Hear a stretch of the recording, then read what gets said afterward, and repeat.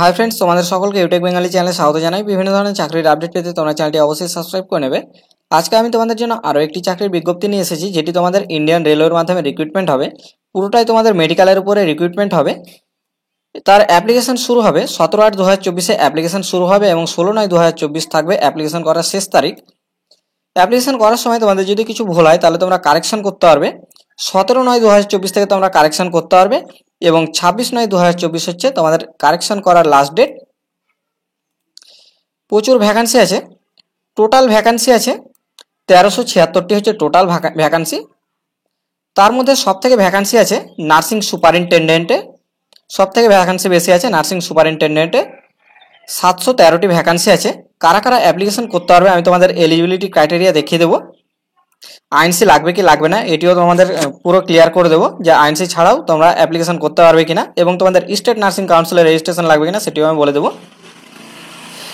দেখো, nursing সুপারিনটেন্ডেন্টে application করার জন্য তোমাদের বয়স হতে হবে 20 বছর থেকে 43 বছর বয়স পর্যন্ত তোমরা অ্যাপ্লাই করতে পারবে নার্সিং সুপারিনটেন্ডেন্টে। তো স্যালারি প্রচুর আছে, স্যালারি দেখে লাভ নেই, তোমাদের চাকরি পাওয়াটাই বড় কথা। কোন কোন দেশ থেকে তোমাদের এই পদে অ্যাপ্লিকেশন করতে পারবে তোমরা একবার দেখে নাও এক ঝলক। যদি কারো এজ রিল্যাক্সেশনের প্রয়োজন হয় তাহলে তোমরা এই টেবিলটি দেখবে। অ্যাপ্লিকেশন করার জন্য তোমাদের ফি লাগবে কত দেখে নাও। 500 টাকা ফি লাগবে জেনারেল ক্যান্ডিডেটদের, এবং বাকি আদার্স ক্যাটাগরিদের লাগবে 250 টাকা ফি। এখানে একটা পয়েন্ট আছে দেখবে, যদি তোমরা পরীক্ষা দিতে যাও তাহলে তোমাদের এই টাকাটা রিফান্ড পেয়ে যাবে। তোমাদের কোন কোন বিষয়ে কত নাম্বার থাকবে, কোন কোন বিষয়ে পরীক্ষা হবে তার জন্য তোমরা এই টেবিলটি দেখবে। প্রফেশনাল অ্যাবিলিটি মানে তোমরা যে কোর্স করেছো তার উপরে 70 নাম্বার থাকবে, 70টা কোশ্চেন থাকবে, 70 নাম্বার থাকবে।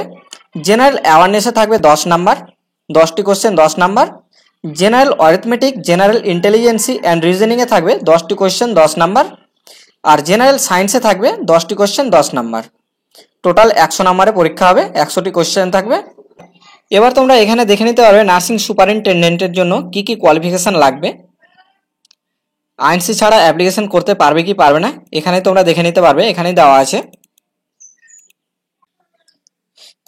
এখানে লেখা আছে দেখবে, certificate as registered nurse and midwife having pass 3 year course in general nursing and midwifery from a school of nursing.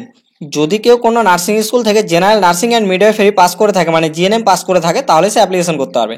এখানে কোনো স্টেট বা বোর্ডের কথা উল্লেখ করেনি, সে যে কোনো স্টেট থেকে বা যে কোনো বোর্ড থেকে পাস করে থাকতে পারে, তাহলে সে অ্যাপ্লিকেশন করতে পারবে। এখানে কোনো আইনসির কথা উল্লেখ করেনি, আইনসি থাকলেও অ্যাপ্লিকেশন করতে পারবে, না থাকলেও অ্যাপ্লিকেশন করতে পারবে।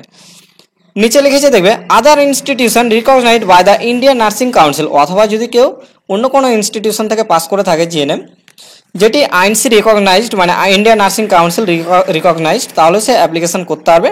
অথবা বলেছে ওর বিএসসি নার্সিং যদি কেউ পাস করে থাকে তাহলেও সে অ্যাপ্লিকেশন করতে পারবে। তাহলে বোঝা হলো, এখানে ক্লিয়ার হয়ে গেল। কেউ যদি জিএনএম করে থাকে তাহলে সে অ্যাপ্লিকেশন করতে পারবে, কোনো সে যে কোনো স্টেট থেকে হোক না কেন বা যে কোনো বোর্ড থেকে হোক না কেন, সে অ্যাপ্লিকেশন করতে পারবে জিএনএম পাস করে থাকলেই। তার স্কুলের আইনসি থাকলেও অ্যাপ্লিকেশন করতে পারবে, না থাকলেও অ্যাপ্লিকেশন করতে পারবে। এছাড়াও কেউ বিএসসি পাস করে থাকলেও সে অ্যাপ্লিকেশন করতে পারবে। তোমরা এই টেবিলটি ভালোভাবে দেখে নেবে, জোন ওয়াইজ তোমাদের ভ্যাকান্সি ভাগ করে দেওয়া আছে, এবং এখানে দেখবে ক্যাটাগরি ওয়াইজ ভ্যাকান্সি আছে দেওয়া। এখানে যেমন নার্সিং সুপারিনটেন্ডেন্ট আছে দেখবে 13টি ভ্যাকান্সি আছে এখানে ইউআর, এবং এসসি আছে 2টো, এইভাবে এসটি 1টা, এইভাবে তোমাদের ভ্যাকান্সি দেওয়া আছে, দেখে নেবে। প্রত্যেকটি পোস্টের জন্য প্রত্যেকটি জোনে আলাদা আলাদা ভ্যাকান্সি আছে। এখানে দেখবে আবার নার্সিং সুপারিনটেন্ডেন্ট আছে, এভাবে দেখবে তোমরা। বিভিন্ন ধরনের চাকরির আপডেট পেতে তোমরা অবশ্যই চ্যানেলটি সাবস্ক্রাইব করে নেবে।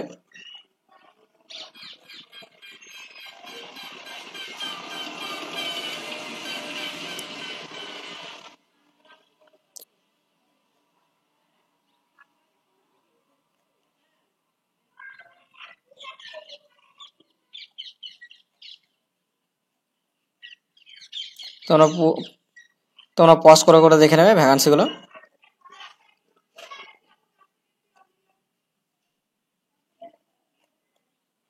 তোমরা এখানে একটা জিনিস দেখবে, তোমাদের নার্সিং সুপারিনটেন্ডেন্টের জন্য সিলেবাস দেওয়া আছে, এটা ভালোভাবে দেখে নেবে। এখানে সিলেবাসটা পেয়ে যাবে, আমি জুম করে দেখিয়ে দিচ্ছি।